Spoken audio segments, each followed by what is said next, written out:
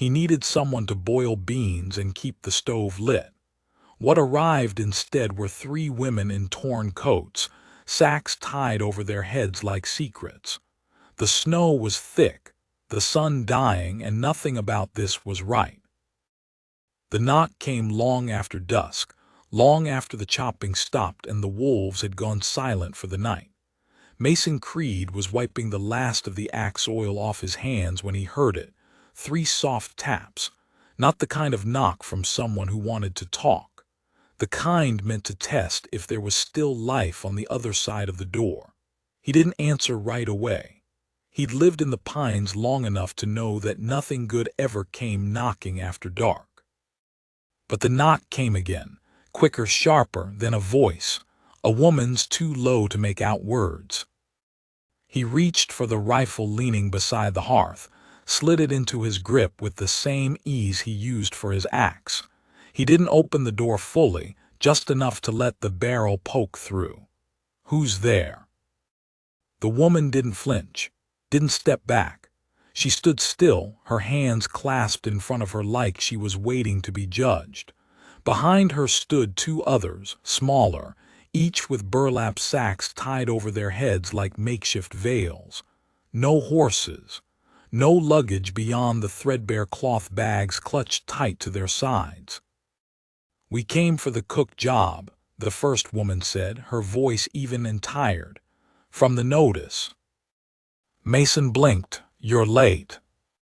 "The man who promised us passage left us 2 towns back," she said. "We walked the last 14 miles. Mason stepped out then, just enough to feel the cold bite his skin. His boots crunched against the frost. The snow reached past their ankles, the women's hems stiff with it. One of the girls coughed, sharp and wet, but didn't lift her head.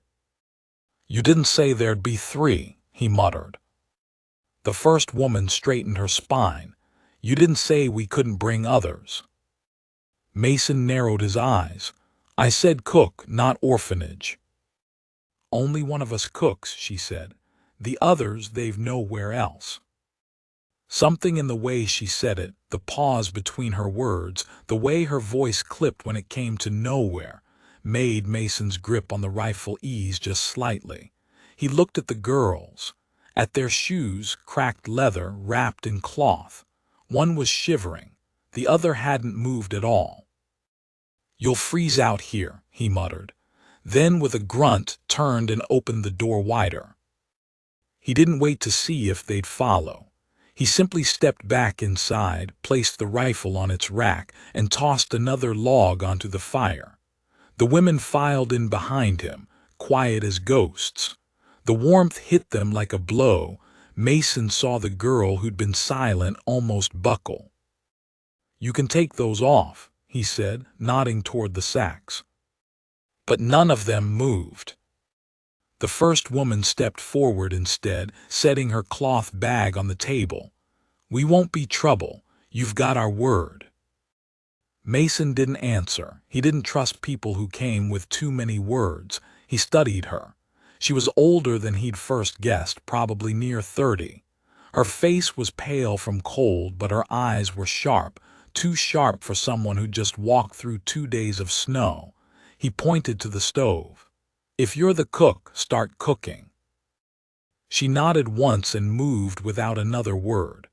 The bag held dried beans, a few onions, a wedge of butter gone soft. She worked like someone used to being watched, fast but careful. The 2 girls stood near the hearth, hands still wrapped tight, faces still covered. Mason dropped into his chair and watched. After an hour, the smell of food had filled the cabin. He hadn't eaten anything proper in days, just dry biscuit and smoked meat. When she handed him the bowl, he took it without thanks. He ate in silence while she stood, waiting. "What's your name?" he asked finally. "Junie," she said. "That's Ruthie, and the quiet one's called May." He glanced at the girls again. "Why the sacks?" "They don't want to be seen." Mason stopped chewing. "Why?" Junie hesitated. because last time someone tried to sell them. The room went still. Even the wind outside seemed to pause. Mason set the bowl down. Explain. Junie met his eyes. We came from a place that don't deserve its name anymore. Used to be decent folks there. Then the fire started. Then the men stopped listening to law. You posted a notice. We came. That's all we're asking you to see. He didn't like it. Not the way they stood. Not the way they didn't flinch when he asked questions. Like they'd already been through worse than anything a man like him could throw. He leaned back in the chair, arms crossed, and stared at the fire. Fine, he muttered. 1 week you cook, they stay out of trouble. Junie gave a short nod. That's all we ask. The next morning, Mason found the cabin cleaner than it had been in months. Junie had scrubbed the boards, boiled new coffee, patched the window quilt without asking. Ruthie had collected kindling. May, still silent, was feeding the hens by hand. He told himself it was just because they needed shelter, but by dusk he'd caught himself listening for Junie's voice, watching the way May moved without sound. And once he saw Ruthie pick up his axe, not to steal, but to examine it with something like respect. She'd set it back down gently. They weren't here to rob him, but they were hiding something. That night he found a cloth-wrapped bundle under the floorboard near the hearth. Not money, not food. A gun, small, clean, oiled. And beside it, a folded paper. A name written in ink. Simon Vance. He didn't touch either, just closed the board back down and waited till morning. When Junie came to stoke the fire, he asked, "Who's Vance?" Her face didn't change, but her hands stilled, then slowly resumed their work. "A man who used to own people," she said. Mason stared at her. "You kill him?" "Not yet." He didn't press, not that day. But at night he dreamed of fire, of girls with sacks over their heads, of men with hands like rope and teeth like knives. By the third morning, Ruthie began speaking. Just little things, thank you, yes sir, no sir. May still hadn't said a word, but Mason noticed something different in her now. The way her eyes scanned the tree line, like she expected someone to come. He asked Junie if they had kin. "They had kin," she said, her voice low. "He's the reason we wear sacks now." Mason felt something split in him.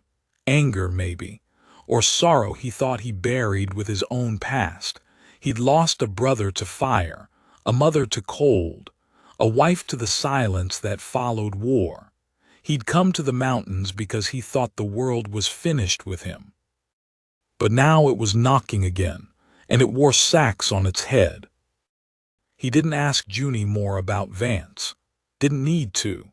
Because that night, long after the girls were asleep, she sat across from him at the table and said, "He knows we're gone." Mason didn't speak.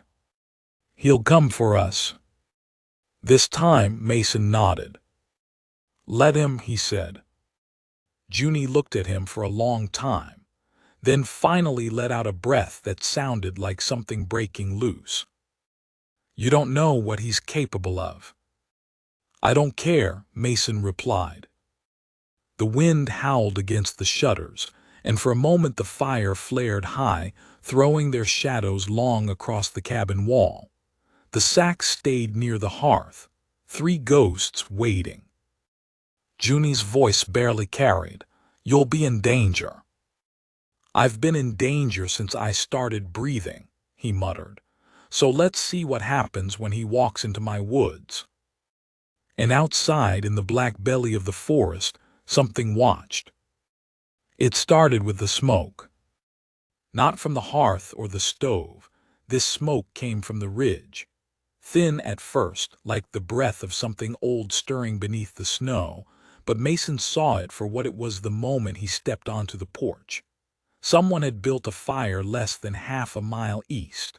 No one passed through that part of the ridge without a reason, and no traveler would risk sleeping outside in that weather unless they had something to prove or someone to find.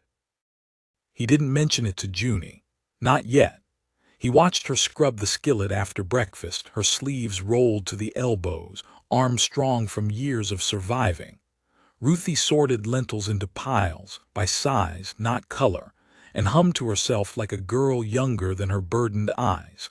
May still hadn't spoken, but she'd begun to draw in the ash by the stove with a stick, soft lines that looked like homes and barns, and once, a man on a horse whose eyes she blackened out.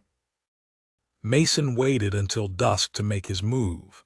He didn't take the rifle. If whoever had come was watching, he didn't want them spooked. He hiked the ridge with nothing but a lantern and a skinning knife, his breath white in the air, boots breaking clean tracks in the crusted snow. He found the fire after 20 minutes, still warm, surrounded by boot prints, 3 sets, no ash from food, no signs of rest, just heat, purpose. They were scouting. He didn't go back down right away. He circled the perimeter of the fire, then moved toward the bluff above his cabin. From there he could see it, his home, nothing more than a thumbprint of light in a vast sea of dark. Smoke curled from the chimney, and behind that glow were 3 women he'd let in without knowing what he was inviting. He should have felt regret. He didn't.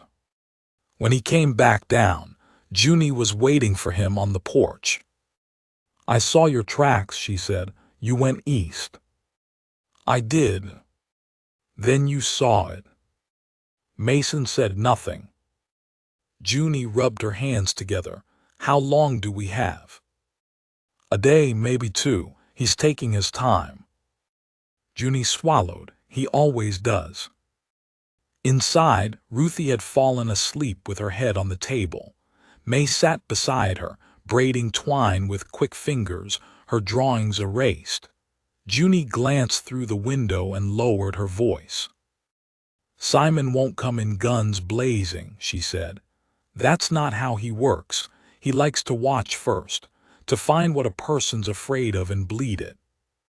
"He'll come to the door?" Mason asked. "No," Junie said.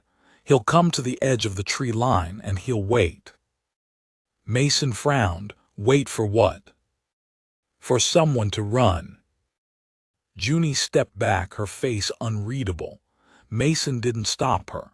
They both knew what this was now, something not just about escape or safety but reckoning. He hadn't asked for it, but he didn't plan on turning away from it either. That night he stayed up by the fire, knife in his hand, watching shadows crawl across the floor. At one point he thought he heard something out back, a twig snapping under weight, but when he stepped outside nothing moved. No wind, no tracks. Just silence. And that was worse than noise. By morning May refused to eat. She sat curled on the hearthstone, knees to her chest, face still hidden. Ruthie tried coaxing her with porridge. Junie tried humming the old tune she once sang in her mother's kitchen. Nothing worked. "She knows," Junie said quietly. "She always knows when he's near." Mason thought of the smoke, of the prints circling the fire like a noose tightening. He thought of the last name in the ledger beneath the floorboard, Simon Vance, and how much damage a man like that could do with nothing but a calm voice and a long reach. "Tell me what he did," Mason said. Junie didn't look up. Her hand stayed on the washboard, scrubbing with a fury that made her knuckles bleed. "He didn't just trade in people," she said. "He made them forget who they were, broke them apart until they'd swear they came to him willingly. May was the last. He kept her longest. I got Ruthie out, but May, she was barely speaking when we found her again." "Found her?" Junie nodded. "Left in a cellar beneath a burned-out saloon, sack over her head, rope at her wrists." Mason stared at the flames, and he just let her go. She escaped, Junie said. He didn't know at first. When he found out, he swore he'd bring her back, said she owed him. Owed him what? Her silence. Mason rose and walked out to the barn. The chickens stirred as he passed. The snow had frozen into brittle crusts along the fence rails. He looked to the ridge. The smoke was gone. He went back inside. "He's moving," he said. Junie nodded. He always does just before the storm hits. That evening, Ruthie came to him while he was stacking wood by the hearth. "I remember something," she whispered. He paused. He kept a little silver whistle, said it was how he signaled the others. When he blew it, one of them would come, always just one. Then he'd pick who went. Mason didn't speak. "I think he'll use it again," she added. "He likes routine," said routine made people easier to manage. Mason wrapped his fingers around the axe handle tighter. When the storm hit, it came fast and without warning. Snow blew sideways, coating windows in ice. Trees cracked in the wind. The fire roared like it wanted to leap out of the stone. May began to rock again. Ruthie sang softly. Junie nailed blankets over the windows. Then through the gale, they heard it. Not a knock. Not a voice. But a single sharp whistle. It lasted 2 seconds, no more. Junie froze. May pressed herself tighter against the wall. Ruthie began to cry. Mason stepped to the door and bolted it, then the back one, then every shutter. He poured water in a pot and tossed it on the floor. If someone crossed the boards, he'd see their wet footprints.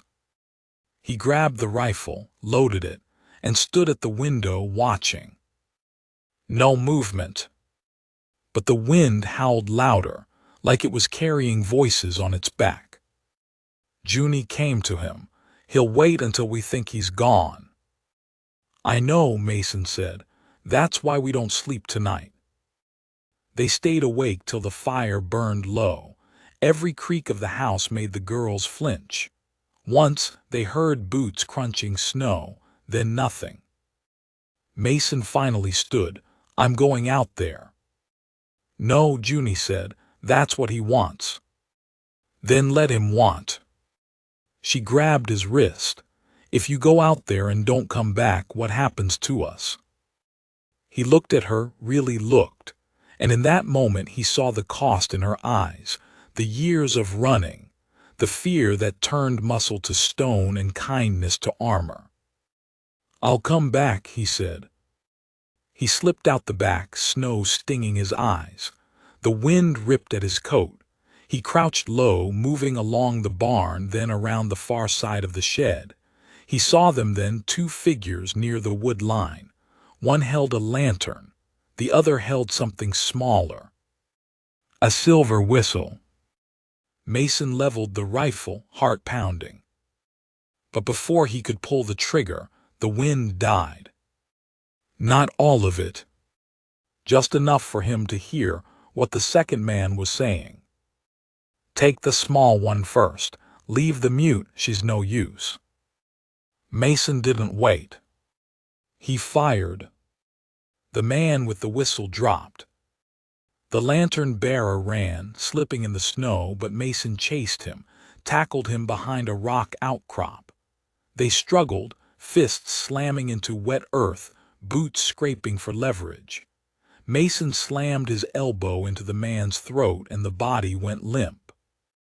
He stood, breath heaving, snow melting against his skin.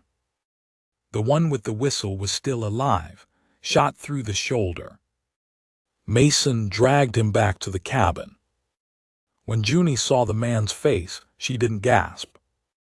She didn't cry.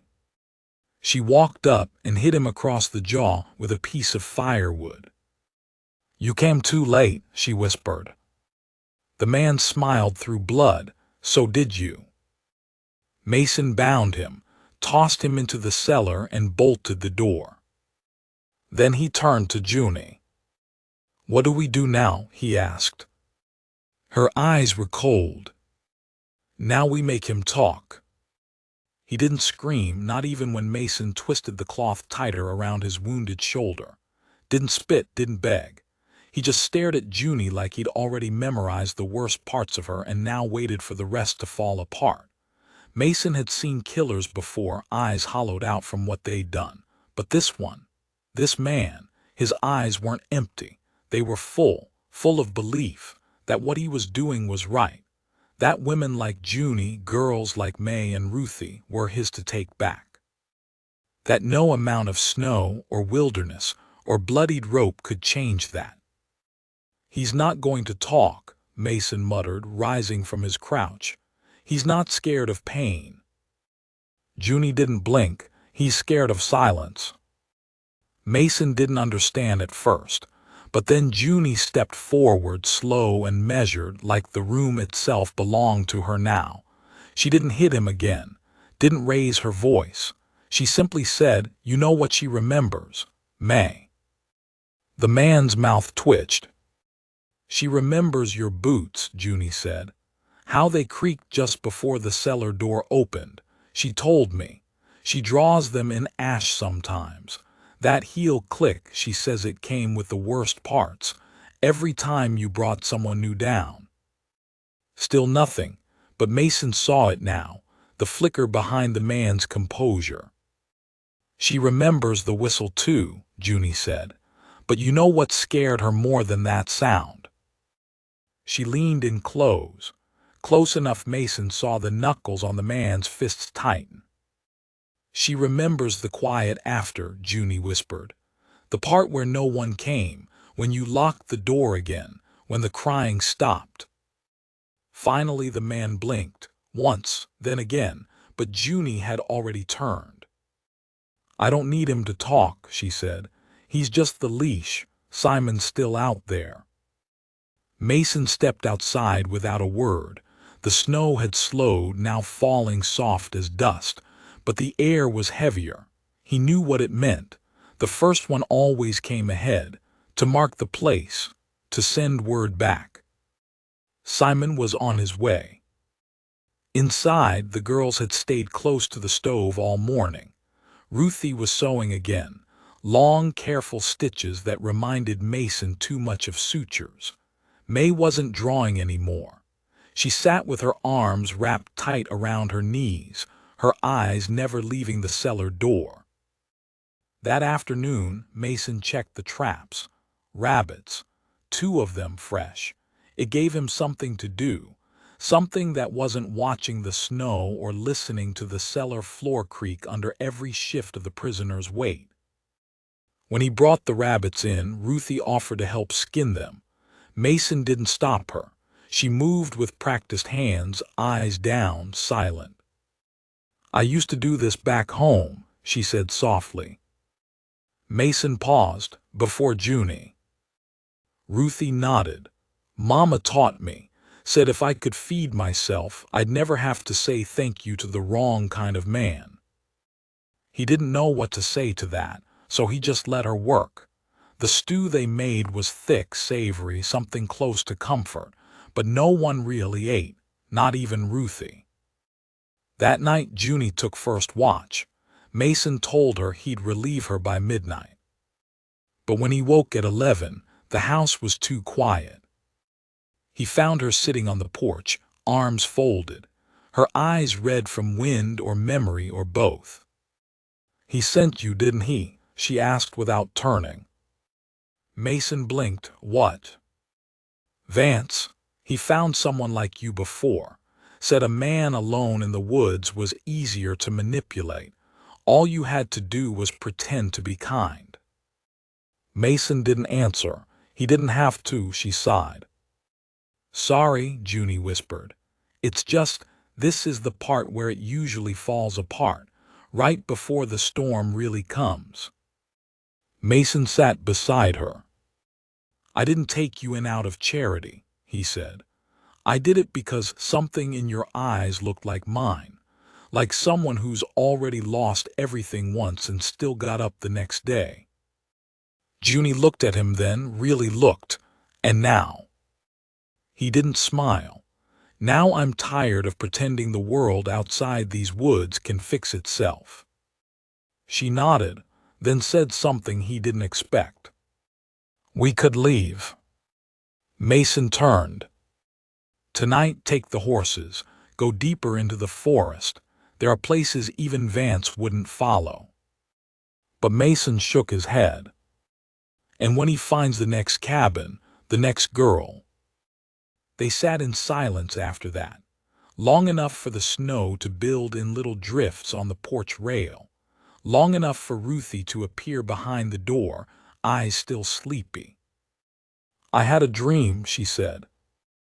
Junie rose quickly, wrapping the blanket tighter around the girl's shoulders. Ruthie looked up at Mason. He comes when it's quietest, she said. That was all. But it was enough. The next morning, the man in the cellar was dead.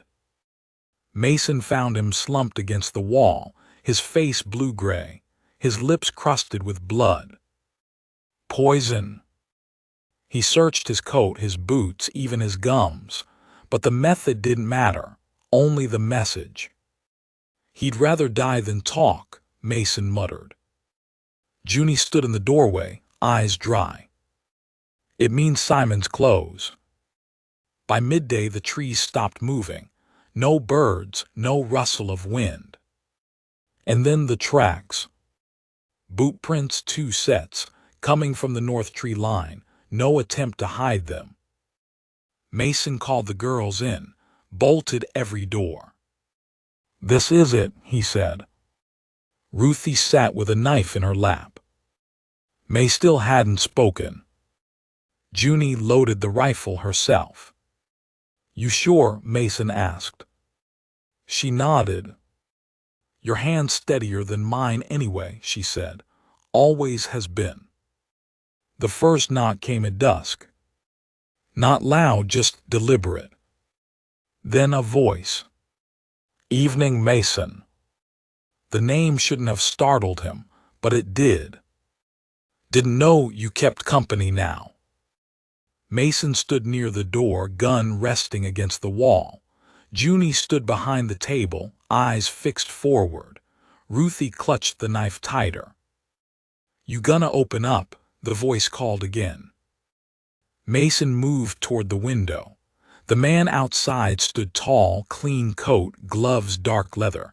He held no weapon, but 2 others stood just behind him, one with a blade, the other with a sack. Junie stepped forward, rifle raised. We don't want you here. The man smiled. Didn't ask what you wanted, Junie. Mason opened the window just enough to speak. She's not going back. She belongs to me. No, Mason said, she doesn't. Simon Vance didn't flinch. Then you just declared a war. Junie fired. The bullet missed on purpose, striking the snow inches from his feet. Simon didn't blink. Bad form, he muttered, then turned. We'll come back when the fire's lower. And they vanished into the trees. Mason turned to Junie. He's stalling. I know. We need to move tonight. No. He frowned. Why not? Junie looked him dead in the eye.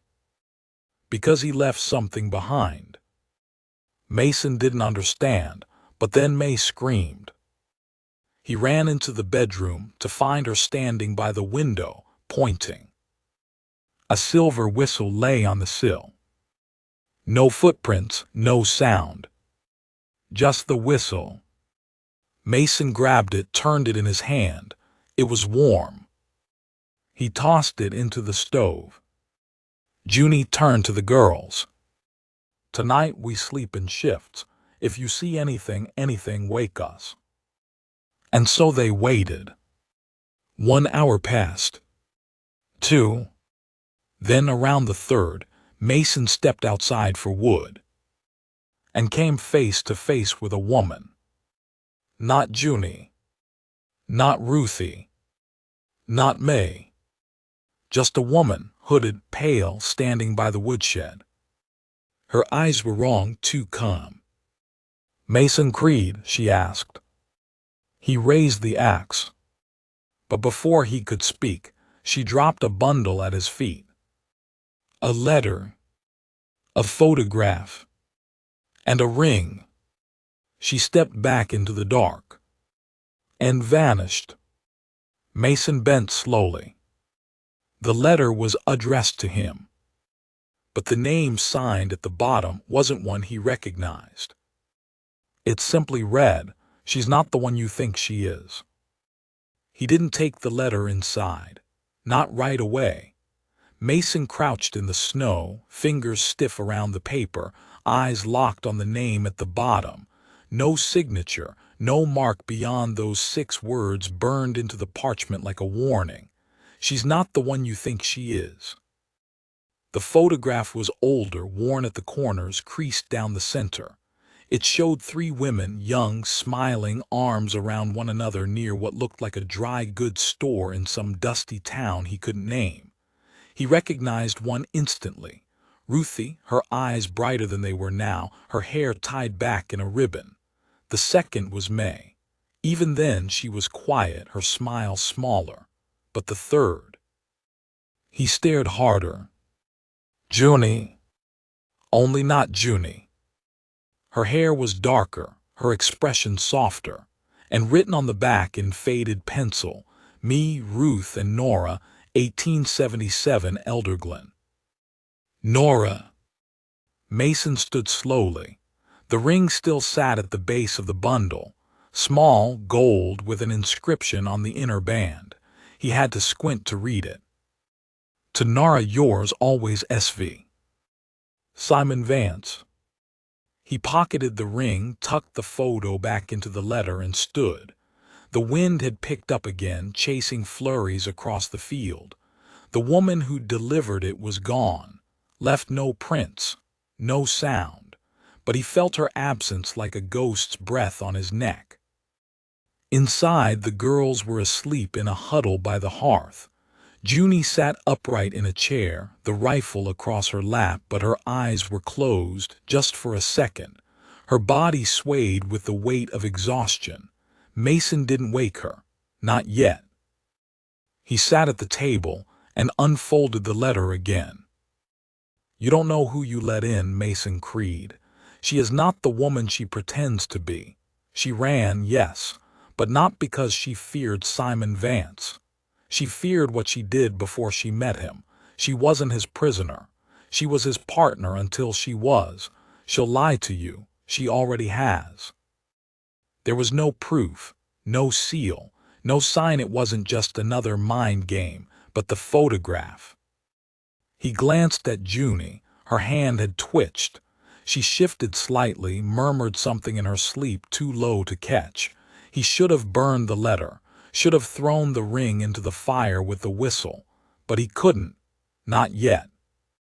He stayed awake the rest of the night, watching the windows. At some point, May stirred and sat beside him without a word. She didn't ask about the letter, didn't look at it, just reached out and rested her fingers on his sleeve. "Do you remember your mother?" he asked, surprising even himself. May shook her head. Then, after a pause, she tapped her fingers 3 times on the table. "Yes. She was kind."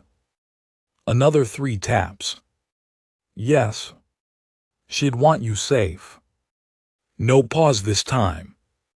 "Yes." He nodded. "Then I guess we keep going." When Junie woke at dawn, she looked toward the door before anything else, then to the fire, then to the girls, finally to Mason. "They're still out there," she said. He didn't ask how she knew. He already believed her. Over breakfast, Ruthie found the ring. It had slipped from his coat pocket when he leaned over the stove. She picked it up, held it in the firelight. "Whose is this?" Junie turned, and for a moment just a flicker. Something raw passed through her eyes. She took the ring carefully as if it burned. "I haven't seen this in years," she whispered.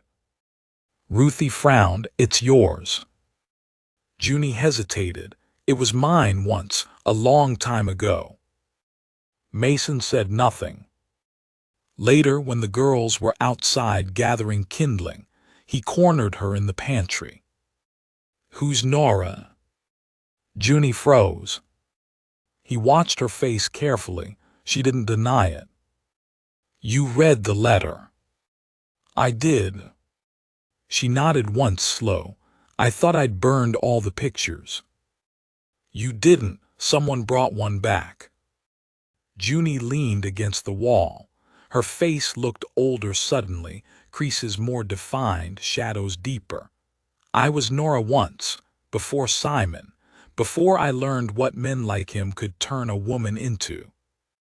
"Why didn't you tell me?" "Because that woman made mistakes. She believed she could out-hustle the devil and walk away clean." "And Simon?" "He was my husband." Mason felt the weight of the truth settle like lead in his chest. "I thought I could tame him," she said. "I thought if I gave him just enough of what he wanted, he'd stop hurting the girls. I was wrong." Mason's voice was low. "You helped him." "Yes," she said. "And then I ran, and I took the ledger, the one with every name, every debt, every girl. I didn't do it for redemption. I did it because I was angry."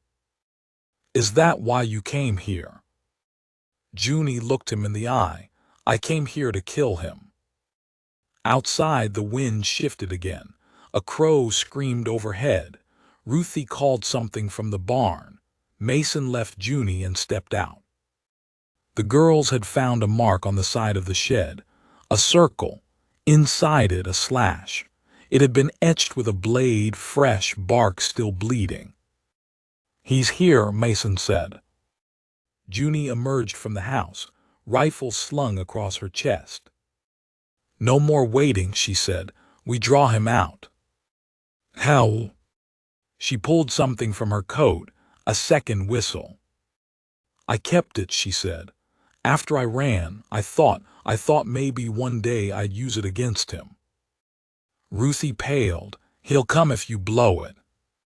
Junie nodded. "Good." That night they built a fire just outside the barn. Mason waited with the girls in the loft, rifle ready. Junie stood alone in the firelight, wind pulling at her hair, her coat open at the collar like she wasn't afraid of the cold. She blew the whistle. Once, twice, then waited. No answer. Then 30 minutes later, they saw him. He came from the north, tall and still like a shadow carved from ice. Behind him were two men, guns at their hips, but Simon walked ahead alone. He stopped a few paces from the fire. "Nora," he said. Junie didn't flinch. "Don't call me that." Simon's smile was slow. "You still wearing the ring?" She held it up, then threw it into the flames. "That was a wedding gift," he said. "So was the bruise on my jaw." Mason kept his aim steady from above. Ruthie didn't breathe. May clutched his arm so hard her nails broke skin. "You think hiding in the woods changes what you are?" Simon asked. Junie raised the rifle. "No, but it changes what I'll do." Simon tilted his head. "What happens to your little family when you miss?" "I won't. I taught you to shoot." Junie stepped forward. "You taught me to survive. I learned to shoot on my own." Simon drew his revolver slowly. The men behind him followed suit. Mason pulled the trigger. The first bullet hit Simon's arm. He spun, stumbled, dropped his gun. Junie fired next. One of the men went down with a scream. Ruthie leapt to her feet, tossed a lantern down.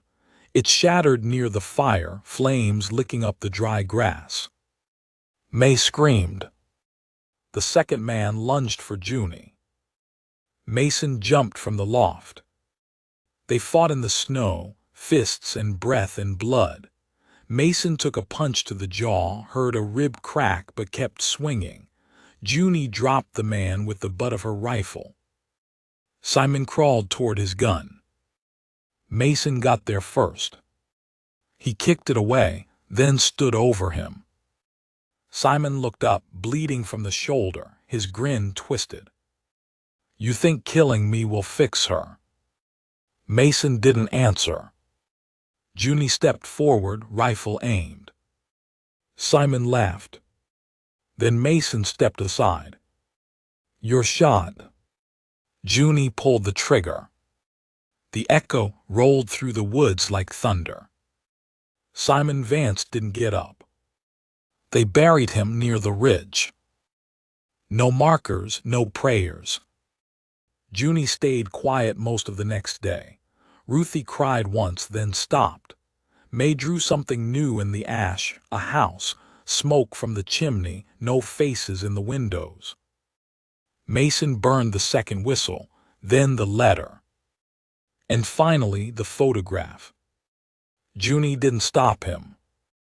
They sat together on the porch that evening. Snow still fell, but the wind was quieter. "You going to leave now?" she asked. Mason shook his head. "Not unless you ask me to." She didn't.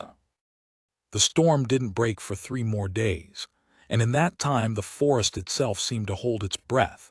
No new tracks, no fresh sounds. The trees stood heavy under their snow load, leaning in like quiet witnesses to everything that had been buried beneath them.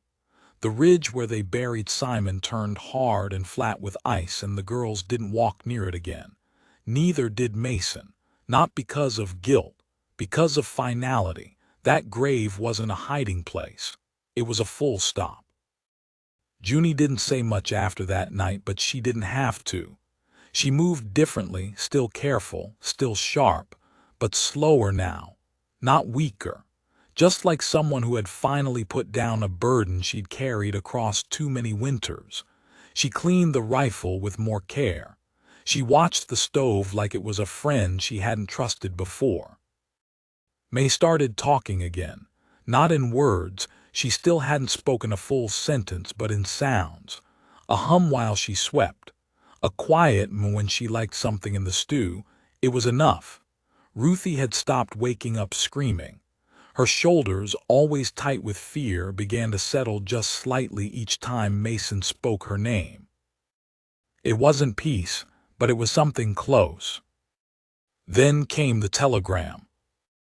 It arrived in the hands of a man on a gray horse, wrapped in furs too clean for any honest woodsman. He rode straight to the edge of the cabin's field, dismounted, and waited there in the snow like he'd been told exactly how far to go and no farther.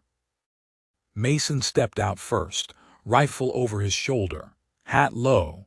The man didn't spook, just tipped his chin and held out the folded envelope. "Message," he said, "came by rail, paid in full by someone named E.B. out in Gallows Bend." Mason didn't know the initials, but Junie did. She stepped out behind him, her breath catching before the man even turned. "Edith," she murmured. The name hung there, heavy as ice. The rider didn't wait for questions. "Told to deliver this and nothing else." "I don't know what it says, ma'am. I don't want to, but she said to tell you she's alive." Junie reached for the telegram like it might vanish if she blinked. Mason watched her fingers tremble as she broke the seal. She read it once, then again, then folded it slowly and stared out across the snow, her jaw locked, her throat working around a knot of emotion so thick it made Mason's chest ache. "She's in trouble," Junie said. "Who?" "My sister." Mason blinked. "You never mentioned a sister." "I thought she was dead." Junie's voice cracked. "We got separated years ago. She stayed with Simon after I ran." "You think he hurt her?" "I think he married her." Mason didn't say what he was thinking, that they'd killed him, that she was free now. Because he saw it in Junie's eyes. This wasn't about escape anymore. This was about what came after. Ruthie and May came outside just as the rider mounted his horse. He looked down once, nodded politely, then turned and vanished down the trail like a whisper. Mason watched the spot where the trees swallowed him, then turned back to Junie. "What does she want?" "She didn't say," Junie answered, "but she wouldn't have written unless it was bad." Mason rubbed his face. "How far's Gallows Bend?" 3 days by sled, 4 if we bring the girls." Silence followed, then Ruthie stepped forward. "We're going with you," she said. May nodded once fiercely. Junie opened her mouth to argue, but stopped. She didn't try to shield them anymore, not after what they'd already survived. They packed quickly, supplies, tools, weapons. Mason reinforced the sled runners, checked the horses. The air had turned colder again, the kind that crept into your bones whether you moved or not, but no one complained, not even May. They left the next morning. The trail was narrow, cutting between frozen streams and stands of pine so tall the sun barely reached through. They passed no one, not a bird, not a rabbit, not a single other soul. Just silence, just the sound of their own breath fogging in the cold. On the second night, Ruthie asked Junie about Edith. "She was always braver than me," Junie said, voice soft over the campfire.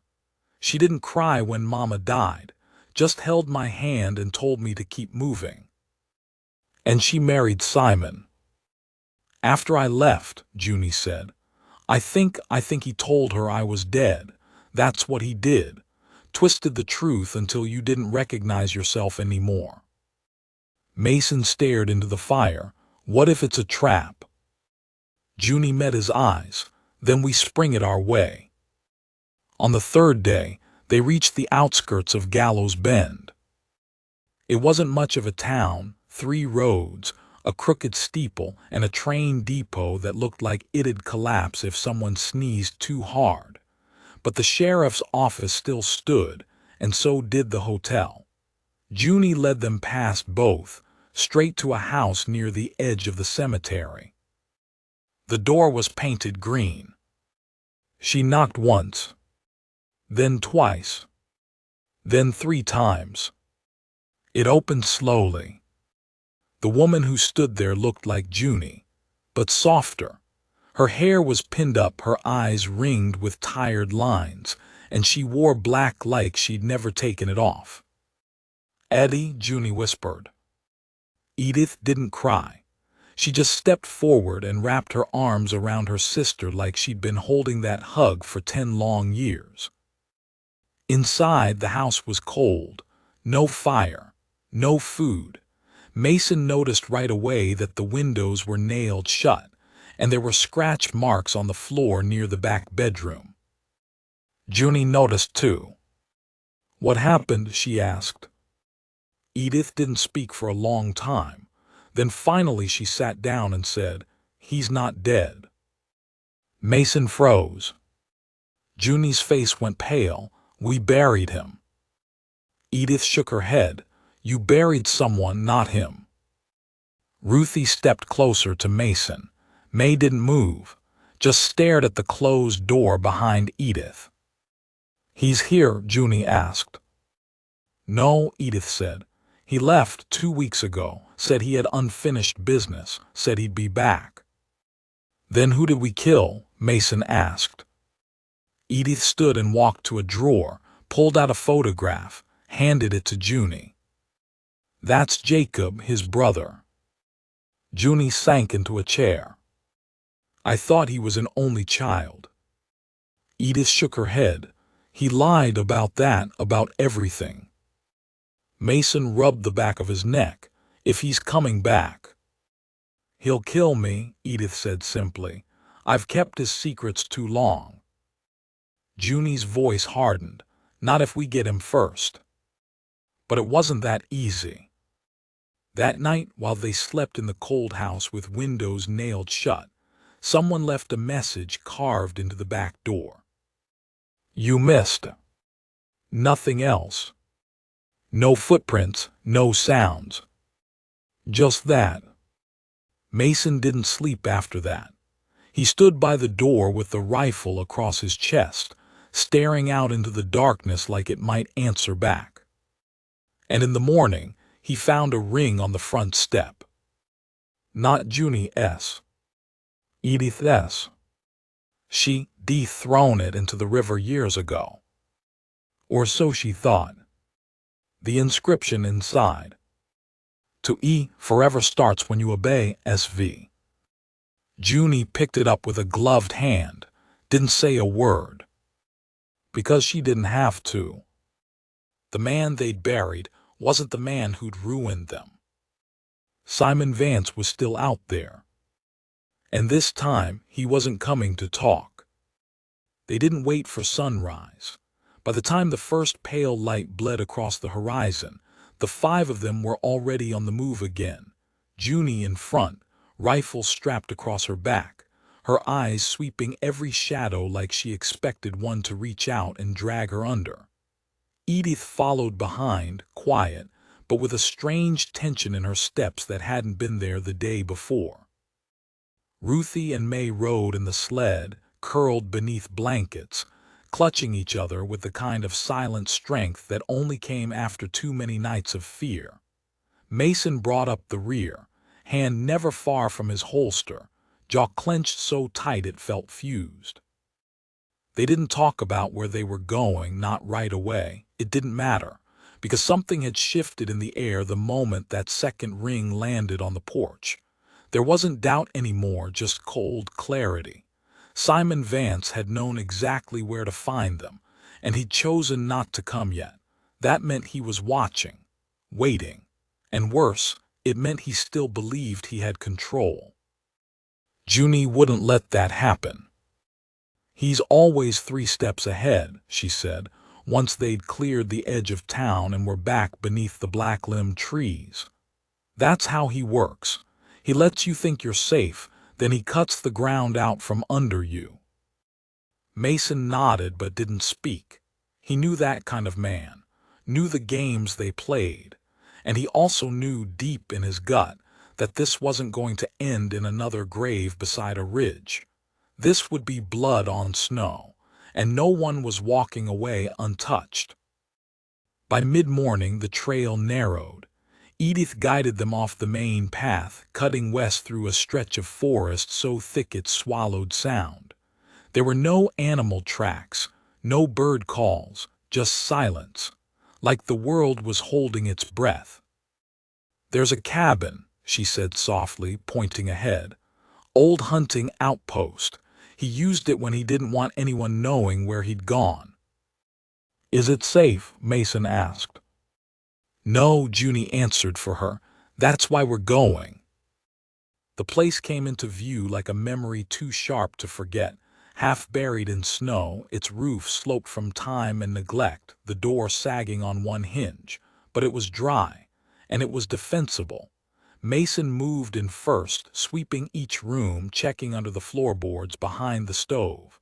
Nothing, but the ashes in the hearth were recent. Someone had been there within days. He's already come through, he muttered. Edith didn't look surprised. He always circles back to places he's tainted. Junie pulled the girls close, set them near the wall farthest from the door. Then she unwrapped a folded cloth from her coat. Inside were 5 bullets. One had a red mark on the casing. Mason frowned. That one's different. It's his, Junie said. He made me carry it, said if I ever used it, it'd be on myself. She loaded it into the chamber without hesitation. Night came fast in the woods. By 5, the trees had turned into black spires and the wind had begun its slow wail through the branches. The fire burned low. No one slept. Around midnight, Ruthie gasped. Mason sat up instantly. "What is it?" She pointed to the window. A figure. Far off, just beyond the trees. Still. Watching. Junie stepped toward the window, but Mason stopped her. "I'll go." "No," she said. "He's not here to kill, not yet." "He's testing us," Edith murmured, "seeing how far we've come." Mason paced the room once, then stood with his back to the door. "Then we make it clear we're not running." An hour passed. The figure didn't move. Then just before dawn it was gone. No tracks. No sign. Just a single carved message on the tree nearest the window. "You think you're ready, you're not." Junie read it once, then spat in the snow. The storm broke that night. Not of snow, but of silence, of waiting. Mason felt it before he heard anything. The hairs along the back of his neck stood up as if something unseen had stepped just close enough to disturb the stillness. He stood at the edge of Edith's porch, boots planted firm, rifle slung forward. The others were inside, behind windows that still bore scratches from hands or claws or blades. He didn't know, didn't ask. He only knew Junie's breathing had changed when she saw those marks. Not fear, not surprise, recognition. Inside, Edith hadn't spoken since they found the ring. She stayed close to the stove, building a fire that didn't seem to give off heat. Ruthie and May had gone quiet again, reading Junie's stillness like gospel. They knew how to read the room now, how to prepare for something before it showed up. They'd grown too good at it. That night Mason couldn't sleep. He paced from one window to the next, watched the sky, watched the street, watched Junie, who sat in the kitchen with the letter from Edith still folded in her lap. He wanted to ask her what she was thinking, but something about the way her fingers curled tightly around the edge of that page kept him quiet. She wasn't just thinking about Simon. She was remembering him, remembering what it felt like to think she'd ended a chapter only to find out the book was still wide open. Then came the sound. Not a knock, not a bang. A whistle. Long and slow and flat, like air escaping something old. It came from just outside the window nearest the back of the house. Mason stiffened. Junie was already on her feet before he could reach the door. He motioned for her to stay back, but she didn't listen. She never did, not when it mattered. They stepped out together. The snow crunched beneath their feet, untouched until now. But something had moved. Mason could feel it, could smell it in the air, a hint of smoke, a trace of something coppery wrong, and then he saw it. Etched into the snow near the porch, a single word in boot-tracked letters, dragged by heel. Again. Junie's breath fogged beside him. He's here. I don't see anyone. He doesn't want to be seen, not yet. Ruthie opened the door behind them. The fire just went out. Mason turned fast. What? The stove, it's dead cold. I stoked it less than an hour ago, Junie said. Edith's voice called from the other room, shaky and thin. He's inside. They ran. Junie grabbed May first, sweeping her into her arms just as the lamp in the corner shattered. Ruthie ducked as glass exploded across the floor. Mason burst into the front room, rifle raised, but found only open air and shadows. Edith stood at the far corner of the kitchen, pale, her hands trembling. I felt him, she whispered, like a hand on my shoulder, then it was gone. Doors were locked. Junie shook her head. He doesn't need doors, not if someone lets him in. Her eyes fell to the hearth. The fire wasn't just cold, it was wet. Mason stepped closer. Ash was soaked, the iron belly of the stove hissing with moisture, as if someone had poured water through from the chimney itself. Not snow, water, measured, intentional. "He's playing," Mason muttered. Junie turned to Edith. "You still have the ledger." Edith hesitated, then slowly nodded. "Where?" Edith didn't move. Junie stepped closer. "Eddie, where?"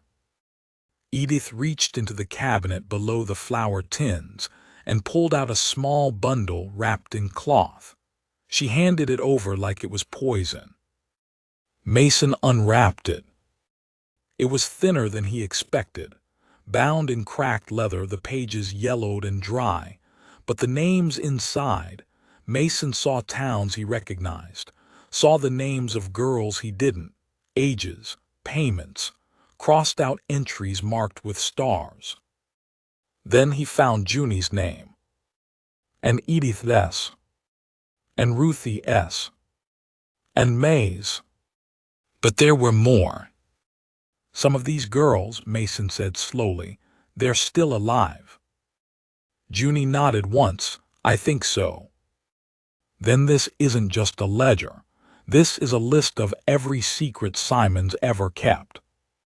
And the ones he'd kill to bury." Edith's voice was barely audible. "That's why he came back. He knows it's still here." Mason looked at the door, then to Junie. "We have to move. We can't outrun him."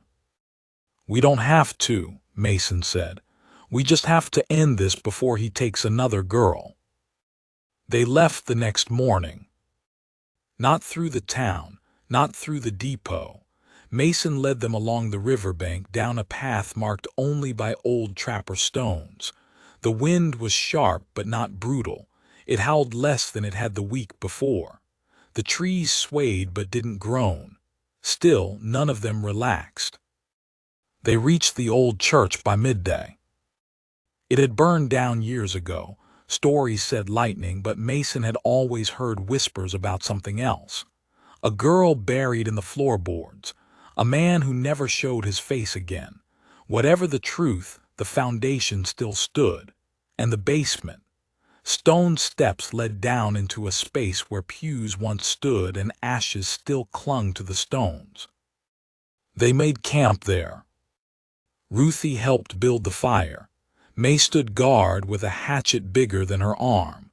Edith curled up in one of the corners, flinching at every creak above them. Mason pulled Junie aside. "Do you trust her?" he asked. Junie didn't answer at first.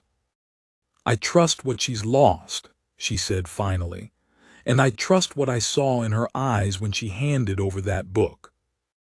"Which is?" "Desperation. And desperation doesn't lie, it just begs." That night Mason couldn't sleep again. He sat with the ledger open in his lap, turning each page like a priest reading confessionals. And then he found it. The last entry. A girl named Lenora. Age 14. Location Cranes Hollow. Status returned. Returned. He showed Junie. She paled. "That's where he's going." Cranes Hollow was 2 days east. They had supplies for maybe one, but they didn't hesitate. At sunrise they moved. The woods turned sharper the deeper they went. Less snow, more bone-cold earth, the trees closer like ribs around something vital, and then they heard the sound. Not a whistle. A song. Faint off-key, a girl's voice humming. They stopped. "Lenora," Ruthie whispered. The song stopped. Then came the scream. High, piercing, young. Mason didn't wait, he ran. The trees parted into a clearing, and there, crouched at the edge of a half-frozen stream, was a girl with a sack over her head, arms bound behind her. Blood streaked the snow near her knees. Junie caught up just as Mason cut the ropes. Lenora collapsed into his arms, gasping, fingers clawing at his coat like she didn't believe he was real. Her mouth moved without sound. Then her eyes widened in terror. Mason turned. Simon stood 20 feet away, coat torn, eyes wild, grin red with cold. "You shouldn't have come," he said. Junie stepped in front of Mason. "You're done." Mason studied her face in the moonlight. "You have a plan." She smiled. Not wide, not kind. A smile forged in fire. "I will." It wasn't an accident. Junie struck the match herself, holding the fragile stem between thumb and forefinger as if testing her own resolve. The book sat open atop a pile of dry kindling, its spine cracked, pages loose from the bindings. It had been read, reread, copied, and shared in whispers with women too tired to cry any more and too angry to stay quiet. By the time the flames reached the names, Junie didn't flinch. Neither did the others. Mason stood beside her, arms crossed, eyes on the crackling pages. Ruthie and May watched from the porch steps, their legs swinging lightly, boots brushing the dirt. Edith held Lenora's hand near the edge of the yard, far enough not to feel the heat, but close enough to see every last letter curl into smoke. They'd memorized every entry. The ledger had done its job. Now it was time to start new pages. The fire burned hot and fast. When it was done, only ash remained. No spine, no corners, no trace. Just smoke carried by wind into the hills. Junie watched until the final ember died, then knelt and buried what was left. Not to forget, but to mark the end. That same night, she found Luther again. He'd returned to Gallows Bend of his own will, walking the old train lines with a knapsack over one shoulder and guilt under the other. Junie met him halfway across the old bridge, rifle slung but not raised. The boy stopped when he saw her. "I came to help," he said. "You already helped." "I didn't do anything." "You didn't pull the trigger." "I didn't stop him." Junie studied his face. Still too young to carry the weight of the things he'd seen, but old enough now to know it wouldn't ever leave him. She walked closer and handed him a tin cup of warm broth. "You hungry?" He nodded. She led him back without another word. They gave him the barn to sleep in, same as they had Ruthie once. Mason didn't say much when he saw the boy, just handed him a pile of blankets and walked away. Edith made him stew. May drew him a picture.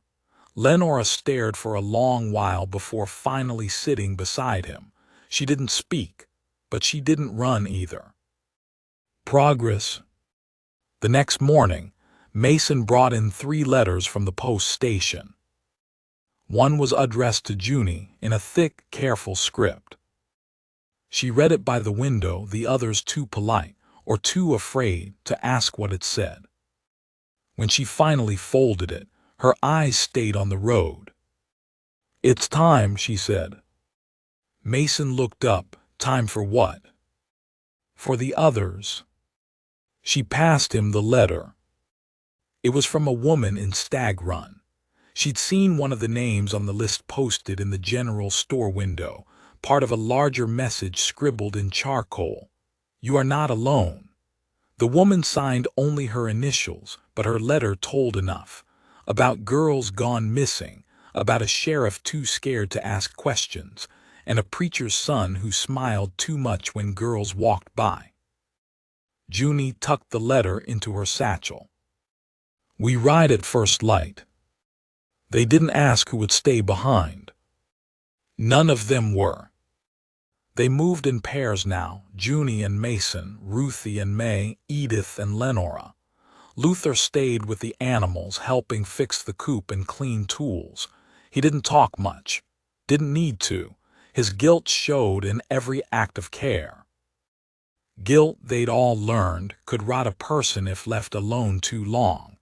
But if pointed toward something useful, something good, it could build a new kind of strength. On the ride to Stag Run, the air was clear. Trees parted to let them through. No birds, no snow, but something louder than both, silence without fear. They passed 3 towns. At each, Junie left a name. Not a warning, a signal. They reached Stag Run by sundown. The preacher's son was already gone. Junie left a letter with the sheriff, didn't wait for him to read it. They moved on. More letters followed. One from Lily in Bitter Hollow. Her younger cousin had disappeared last spring. Another from Ruth in Crosswater. 3 girls missing from the boarding home. Each town had a story. Each woman had a name. And every time Junie read one aloud, it stopped being a secret. They reached Waverly and found a girl hiding in the crawlspace under the schoolhouse. She couldn't speak above a whisper, but when Ruthie held her hand, the girl squeezed back. In one town, they found a grave with no name.